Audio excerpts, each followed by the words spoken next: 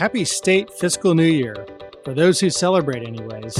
In total, 46 of the 50 states started fiscal year 2024 on July 1st. This week also closed the books on most state legislative sessions in what was an incredible 2023 for hardworking taxpayers. In recent years, we've seen significant income tax relief in the states.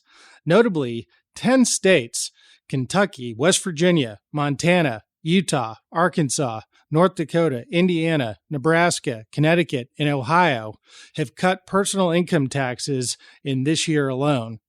With the new addition of West Virginia, North Dakota, and Connecticut this year, the total number of states cutting taxes since 2021 is now at an incredible 24, with several of these states cutting taxes multiple times during that period. Despite economic turmoil caused by COVID-19 pandemic and lockdowns, many states have found themselves flush with cash, especially as their economies begin to reopen. Some of the budget largesse can be directly traced back to trillions of dollars of federal money that were pumped into state economies, some directly infused into state budgets. Of course, states are facing a long-term trap with the so-called free federal aid. As the great economist Milton Friedman would always say, there is no such thing as a free lunch. But apart from the federal funds, state tax revenues not only returned to normal, but in most cases even exceeded previous growth trends. Since 2021, most states have seen healthy surpluses fueled by abundant tax revenue, and in many cases are using that surplus to enact substantial tax relief for their taxpayers. Taxpayers in several of the states that have made cuts this year have seen tax relief multiple times in recent years. Ohio and Montana both cut taxes in 2021 and did so again in 2023 this year. Ohio's tax cuts that were signed on Independence Day this year moved the top personal income tax rate to 3.5, down from 3.99 before. And Montana's cuts dropped their personal income tax rate to 5.9, up from 6.5 previously. Utah, Arkansas, and Nebraska have cut taxes in each of the last 3 years, incredibly. Utah's personal income tax rate was reduced down to 4.65. Arkansas's went down to 4.7, and Nebraska's went impressively all the way from 6.84 to eventually phasing in a 3.99% top personal income tax rate.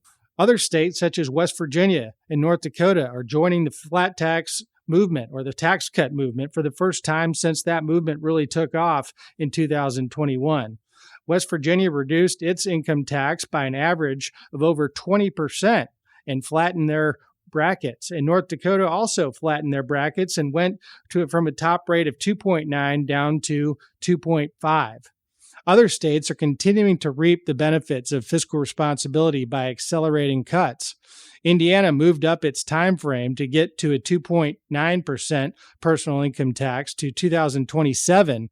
That improved by 2 years and improved triggers that could have potentially prevented cuts from being enacted. Kentucky accelerated previous tax cuts as well and put itself on a potential path to full elimination of its personal income tax. The Bluegrass state could become the 10th state with no personal income tax in the country and the first to eliminate it since Alaska all the way back in 1980. It should also be noted that the tax cuts aren't solely relegated to red states. Tax reform is proving to be a bipartisan issue. The Kentucky cuts were signed into law by Democrat Governor Andy Beshear, but perhaps even more astoundingly is the fact that a state in the Northeast, outside of the Live Free or Die state of New Hampshire, also cut taxes. Connecticut, of all places, passed tax cuts through the Democrat-controlled legislature that were signed into law by Democrat Governor Nella DeMont. In most cases, the tax cuts enacted this year, the goal seems to be clear: a fair, less burdensome tax system that flattens state tax codes as well. In addition to the rate cuts, most of these states, in fact, reduced their number of brackets altogether. These changes ride the coattails of the historic 2022 state flat tax revolution, which saw an incredible 5 states switch from progressive personal income tax structures to a single rate flat tax. Lawmakers in these states understand that a less progressive income tax structure is ultimately a better system of taxation, since their states will avoid penalizing earned success through hard work of individuals and small businesses.